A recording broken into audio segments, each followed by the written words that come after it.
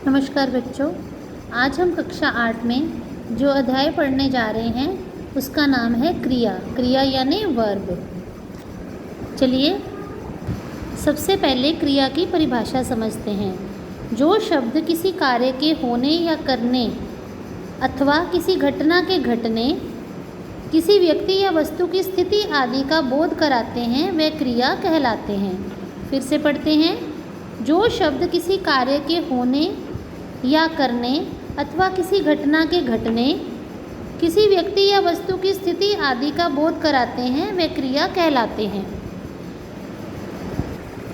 अब क्रिया के बारे में विशेष हमें क्या समझना है कि क्रिया के बिना वाक्य पूर्ण नहीं हो सकता। उदाहरण के तौर पर देखते हैं, आरुषि कहानी, अगर इसके बाद हम क्रिया नहीं लगाएं तो वाक्य पूरा नहीं है, अधूरा रह गया। तो उसे पूरा करने के लिए हमें क्रिया लगानी पड़ेगी। आरुषि कहानी पढ़ रही है या आरुषि कहानी लिख रही है। कोई वाक्य कोई क्रिया लगाएंगे कहानी के बारे में, तभी तो ये वाक्य पूरा होगा। कुछ क्रियाएं स्वयं घटित होती हैं, अपने आप होने वाली क्रियाएं होती हैं। जैसे मैदान में घास लंबी हो गई है, घास को कोई लंबा नहीं कर रहा, ये स्वयं घटने वाली घटना है। लेकिन माली घास काट रहा है, ये क्रिया माली के द्वारा हो रही है। कुछ क्रियाएं एक शब्द की होती हैं, जैसे प्रियंका ने नाटक लिखा एक शब्द की क्रिया है। प्रियंका नाटक लिख रही है, ये एक से अधिक शब्दों में क्रिया का यहाँ वर्णन किया गया है। ऐसी ही क्रिया के रूप, लिंग, वचन, कारक तथा काल आदि से प्रभावित होकर परिवर्तित हो जाते हैं। जैसे प्रकाश खेल रहा है, प्रकाश पुल्लिंग है तो तन्वी के साथ लग जाएगा क्रिया, तन्वी खेल रही है, तो यहाँ क्रिया जो है लिंग के अनुसार बदल गई। बच्चा दूध पी रहा था, यहाँ एक वचन है, बच्चा तो पी रहा था आएगा, और बच्चे दूध पी रहे थे हो जाएगा। इसका मतलब वचन बदलने से भी क्रिया बदल जाती है। बाग में झूला लगा है, भाग में झूला लगेगा, तो यहाँ काल के अनुसार क्रिया बदल गई। ये जो क्रिया है ये वर्तमान काल की है, भाग में झूला लगा है, और झूला लगेगा ये भविष्य काल की क्रिया हो गई। तो हमने क्या समझा इससे कि क्रिया के रूप जो होते हैं वो लिंग, वचन, कारक तथा काल से प्रभावित होकर परिवर्तित हो जाते हैं। अगली बात क्रिया के बारे में जो जानने वाली होती है वो ये है कि सामान्यतः जो क्रियाएं हैं वो वाक्य के अंत में लगाई जाती हैं। एक वाक्य में एक से अधिक क्रियाएं हो सकती हैं। जैसे सोम्या ने साड़ियाँ खरीदी, ये पूरे वाक्य के बाद क्रिया है, तो इसमें एक क्रिया है। अगर हम ऐसे वाक्य पढ़ेंगे कि सोम्या ने बाज़ार जाकर साड़ियाँ खरीदी, तो यहाँ दो क्रियाएं हैं, एक जाने की, एक खरीदने की। तो किसी एक वाक्य में एक से अधिक क्रियाएं भी हो सकती हैं। पारुल सब्जी काटती है, यहाँ पारुल है स्त्रीलिंग है और एक वचन है। अतिथि घर में बैठे हैं, अतिथि पुल्लिंग है और बैठे हैं बहुवचन आ गया। ठीक है। यदि वाक्य में कर्ता के साथ विभक्ति चिन्ह का प्रयोग नहीं किया गया हो तो क्रिया कर्ता के अनुसार होती है। यहाँ पे कोई विभक्ति चिन्ह नहीं है। जैसे हम कारक पढ़ते हैं ना, कर्ता का विभक्ति चिन्ह है ने, कर्ता ने, कर्म को, करण से, तो यहाँ कोई विभक्ति चिन्ह नहीं है। तो जब विभक्ति चिन्ह नहीं होता तो क्रिया जो है वो कर्ता के अनुसार होती है। जैसे पारुल है, पारुल एक लड़की है, सब्जी काटती है। अतिथि जो है वो पुल्लिंग शब्द है और अतिथि एक से ज़्यादा भी हो सकते हैं। बहुवचन में हम लेते हैं तो घर में बैठे हैं, या फिर आदर सूचक शब्दों के साथ भी घर में बैठे हैं। यदि कर्ता के साथ विभक्ति चिन्हों का प्रयोग किया गया हो तो क्रिया कर्म के अनुसार होती है। जैसे रंजन ने कविताएं सुनाई। अब रंजन सुनाया या सुनाई शब्द जो है रंजन के अनुसार नहीं होगा, कविताओं के अनुसार होगा। अगर कविता होता तो कविता सुनाई, तो कविताएं हैं तो कविताएं सुनाई। ये देखिए बिंदु लगा हुआ है, बहुवचन में आ गया सुनाई। दिव्या ने सेब खाया। ठीक है, तो यहाँ कर्म के अनुसार क्रिया जो है बदलती है। चलिए अब हम पढ़ते हैं कि धातु क्या होती है, क्रिया का धातु रूप क्या होता है। यह आपने पहले भी पढ़ा हुआ है, फिर से इसे स्मरण कर लेते हैं। हम नीचे के वाक्यों को पढ़ते हैं। बच्चा माँ की बात सुन रहा है, तुम मेरी बात सुन रहे हो या नहीं। यहाँ जो है ये सुन शब्द जो है वो धातु है। कैसे?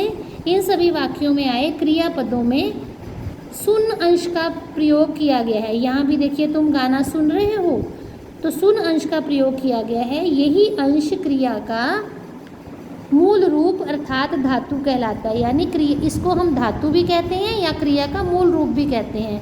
ये क्रिया का अंश है क्योंकि क्रियाएं होती हैं सुनना, बैठना, उठना, तो ना शब्द हटा के जो बाकी का बचा वो मूल रूप अर्थात धातु कहलाएगा। क्रिया के मूल रूप या प्रयोग करने के लिए तू सर्वनाम के साथ किया जाता है, जैसे तू देख, तू चढ़, तू लिख, तू दौड़ इत्यादि।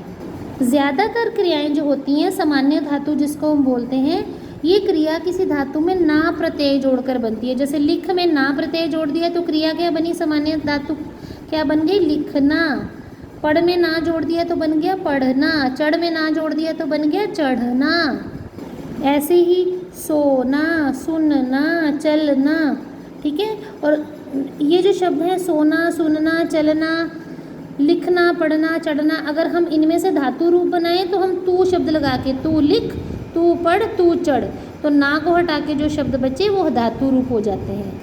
कई क्रियाएं जो होती हैं सामान्य धातु में तो ना लगा के हमने बना दिया पढ़ना, लेकिन व्युत्पन्न धातु जो होती है उसमें हम पढ़ाना, पढ़वाना, पढ़ाया।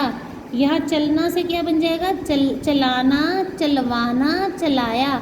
अब इसमें पढ़ाना आ की मात्रा आना शब्द लग जाएगा, इसमें वाना शब्द लग जाएगा धातु रूप में। जैसे पढ़ प्लस आना पढ़ाना, पढ़ प्लस वाना पढ़वाना, ठीक है। प्लस पढ़ प्लस आया पढ़ाया। इसमें आना, वाना और आया ये प्रत्यय लगाकर व्युत्पन्न धातुएं बनती हैं। जैसे ये देखिए सोना, सुलाना, सुलवाना, सुलाया।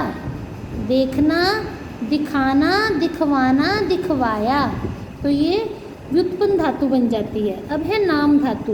अब नाम धातु क्या मतलब हुआ, तो हम जो संस्कृत में संज्ञा, सर्वनाम और विशेषण आदि शब्दों को नाम कहा जाता है, ठीक है।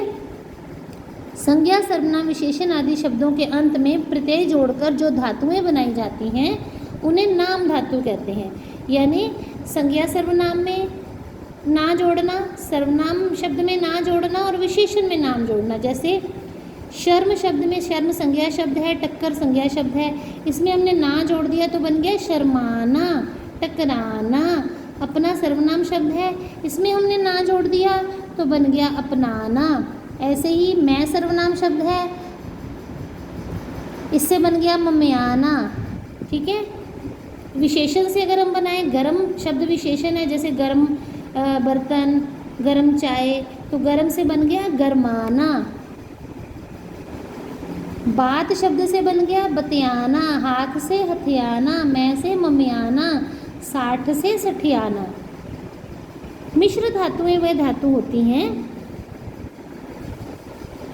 वे धातुएं जो संज्ञा विशेषण तथा क्रिया विशेषण शब्दों के बाद करना, लेना, लगना, होना आदि ऐसे शब्दों को जोड़कर बनाई जाती हैं, उन्हें मिश्र धातु कहते हैं। जैसे बात करना, जान लेना, जान लेना, अच्छा प्लस लगना, अच्छा लगना, बुरा प्लस होना, बुरा होना, पीछा प्लस करना, पीछा करना, नीचे प्लस आना, नीचे आना। तो सामान्य क्रिया जब होती है तब वाक्य में एक ही क्रियापद का प्रयोग किया जाता है, तब वह सामान्य क्रिया कहलाती है। जैसे हेमंत ने दरवाज़ा खोला, ये सामान्य क्रिया है। नैना खिलौने लाई, ये एक शब्द की क्रिया होती है और सामान्य होती है। चलिए अब जो मेन हमारा टॉपिक है वो है क्रिया के भेद कितने होते हैं, कौन कौन से होते हैं। तो क्रिया के भेद हम दो आधारों पर करते हैं। पहले तो क्रिया के भेद होते हैं कर्म के आधार पर, दूसरा होता है प्रयोग या संरचना के आधार पर। तो पहले हम कर्म के आधार पर क्रिया के भेद पढ़ेंगे। तो कर्म के आधार पर क्रिया के भेद होते हैं अकर्मक क्रिया और दूसरी है सकर्मक क्रिया। अब अकर्मक क्रिया क्या होती है, जैसे हमें इसके नाम से ही पता चल जाता है कि कर्म के बिना वाली क्रिया, अ मतलब बिना, कर्मक मतलब कर्म के। तो जो क्रिया कर्म के बिना होती है, जो क्रिया कर्म की अपेक्षा नहीं रखती, उसे अकर्मक क्रिया कहते हैं।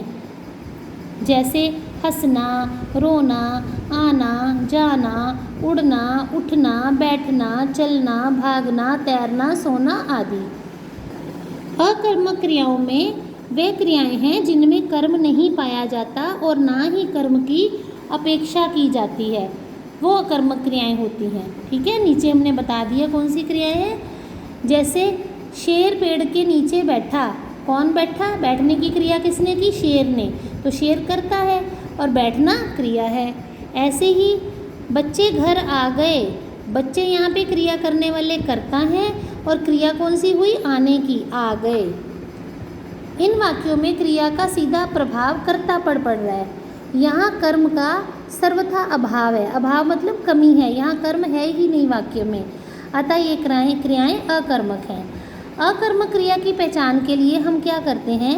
क्रियापद से पहले क्या, किसे, किसनो ये शब्द लगाकर प्रश्न करते हैं। यदि कोई उत्तर नहीं मिलता है तो क्रिया अकर्मक है। जैसे हमने प्रश्न लगाने हैं क्या, किसे, किसको। बच्चे घर आ गए, क्या आ गए?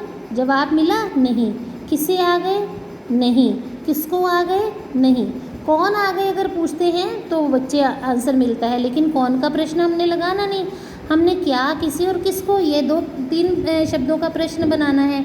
तो हमें कोई जवाब नहीं मिलता है जब, तब ये अकर्मक क्रिया होती है। अब देखिए शेर पेड़ के नीचे बैठा है, हम इसमें पहला प्रश्न लगाते हैं क्या बैठा है? शेर कोई वस्तु थोड़ी है जो हम कहें कि शेर वस्तु उसका आंसर मिलेगा कि वस्तु बैठा है, तो ये गलत हो गया। ऐसे ही किसे बैठा है, इसका भी जवाब नहीं मिला। किसको बैठा है, इसका भी जवाब नहीं मिला। ठीक है ना, तो ये अकर्मक क्रिया है। अब सकर्मक क्रिया का मतलब होता है स यानी साथ, कर्मक मतलब कर्म के। तो कर्म के साथ जो क्रिया होती है, अर्थात जिस क्रिया के साथ कर्म होता है, जिसमें कर्म पाया जाता है अथवा कर्म की अपेक्षा होती है, उन्हें सकर्मक क्रियाएं कहते हैं। क्रियाओं का सीधा प्रभाव कर्म पर पड़ता है। इस प्रकार जिन क्रियाओं में कर्म की अपेक्षा होती है अथवा कर्म पाया जाता है वह सकर्मक क्रियाएं होती हैं। यानी ये क्रियाएं सकर्म के साथ होती हैं, इनमें कर्म पाया जाता है, और अकर्मक क्रियाएं कर्म के बिना होती हैं, उनमें कर्म नहीं पाया जाता। तो हमें कैसे पता चलेगा कि क्रिया में कर्म है या नहीं? तो हमने क्या करना है? क्या, किसे और किसको का प्रश्न लगाकर पूछना है क्रिया से पहले। अगर हमें उत्तर मिल जाता है तो वह क्रिया सकर्मक क्रिया होती है। और सकर्मक क्रियाएं कैसे हैं? खाना, पीना, पढ़ना, बनाना, काटना, बोना, लिखना, धोना, सुखाना। हम इस वाक्य के द्वारा सीखते हैं कि हमें सकर्मक क्रिया का पता कैसे चलता है। अब यहाँ वाक्य है कारीगर कालीन बुन रहा है। ठीक है, तो हमने बुन रहा के से पहले प्रश्न बताना है क्या। तो हमारा प्रश्न बन गया क्या बुन रहा है, तो हमें उत्तर मिलेगा कालीन। तो जो क्या के उत्तर में शब्द आया वो हमारा क्रिया का कर्म होगा। ठीक है, तो कारीगर बुनने का काम कर रहे हैं तो कारीगर करता है, बुनने की क्रिया हो रही है। क्या बुन रहा है? कालीन, तो कालीन क्या बन गया? कर्म। ऐसे ही नीता बाल सुखा रही है, ये सुखा रही है क्रिया शब्द है। इनसे पहले हम क्या लगाएंगे तो हमारा प्रश्न बनेगा क्या सुखा रही है। हमें उत्तर मिला इसका वाक्य में कि बाल सुखा रही है, तो जो क्या का उत्तर हुआ वो क्रिया का कर्म हो गया। नीता क्रिया कर रही है बाल सुखाने की, तो नीता हो गई कर्ता यानी क्रिया करने वाला व्यक्ति। सुखा रही है ये हो गया क्रिया, और क्रिया का कर्म क्या हो गया? बाल। इन वाक्यों में क्रिया का फल कर्ता पर नहीं बल्कि कर्म पर पड़ रहा है, अतः ये क्रियाएं सकर्मक हैं। सकर्मक क्रिया की पहचान करने के लिए क्या, किसे अथवा किसको लगाकर प्रश्न किया जाता है। जैसा मैंने बताया, यदि कोई निर्जीव वस्तु या पदार्थ हो तो वह क्रिया का कर्म होता है, अर्थात क्रिया सकर्मक है। ठीक है, जैसे किसान बीज बो रहा है, अब बो रहा है क्रिया है, हमने इस वाक्य में क्या शब्द लगा दिया क्रिया से पहले, क्या बो रहा है, तो हमें उत्तर मिला बीज। तो बीज क्या हो गया? इस क्रिया का कर्म हो गया, क्रिया का प्रभाव बीज पर पड़ रहा है। नेहा पानी भरती है, तो भरती है क्रिया है, हमने क्या शब्द लगाया? क्या भरती है, हमें वाक्य में उत्तर मिल गया कि पानी भरती है। ठीक है, तो पानी जो है वो कर्म हो गया। अब सकर्मक क्रिया के आगे दो भेद होते हैं, या तो वो क्रिया एक कर्मक होती है यानी उसमें वाक्य में एक कर्म होता है, या फिर वो क्रिया द्विकर्मक होती है यानी क्रिया के दो कर्म होते हैं। कैसे पता चलेगा? जिन क्रियाओं में एक कर्म पाया जाता है वह एक कर्मक क्रिया कहलाती हैं। जैसे किरण कपड़े सिलती है, क्या सिलती है? कपड़े। तो ये हम एक कपड़े कर्म हो गया, इसमें एक ही बात का जवाब मिल रहा है, कपड़े। नवीन नारियल खरीद रहा है, हमने खरीद रहा क्रिया से पहले क्या शब्द लगाया तो हमें उत्तर मिला क्या खरीद रहा है, तो उत्तर मिला नारियल। तो नारियल इस वाक्य का कर्म है। ठीक है। अब द्विकर्मक क्रिया कैसे है? जिन क्रियाओं में दो कर्म पाए जाते हैं वह द्विकर्मक क्रियाएं कहलाती हैं। जैसे उदाहरण देखते हैं, माँ ने बेटे को कहानी सुनाई। पहला प्रश्न है क्या सुनाई, ठीक है, तो हमें जवाब मिला कहानी। क्या सुनाई? कहानी। दूसरा हमने प्रश्न किया किसको सुनाई, तो दूसरा उत्तर मिला बेटे को, यानी पहला कर्म हुआ कहानी और दूसरा कर्म हुआ बेटे को। समझ लगी? इसमें क्या और किसको दोनों का जवाब मिलता है। देखिए, अभिषेक ने मीरा को उपहार दिया, यहाँ देने की क्रिया है तो हम पहला प्रश्न लगाएंगे क्या दिया, तो उत्तर मिला उपहार, पहला कर्म तो ये हो गया। फिर दूसरी बार प्रश्न करेंगे किसको दिया, उत्तर मिला मीरा को, तो ये वाक्य का दूसरा कर्म हो गया। तो जब एक वाक्य में दो कर्म होते हैं, पहला क्या का उत्तर क्या क्या प्रश्न लगाने से मिलता है, दूसरा किसको का प्रश्न लगाने से मिलता है, तब हम ऐसी क्रियाओं को द्विकर्मक क्रियाएं कहते हैं। जैसे माँ ने किसे कहानी सुनाई, बच्चों को।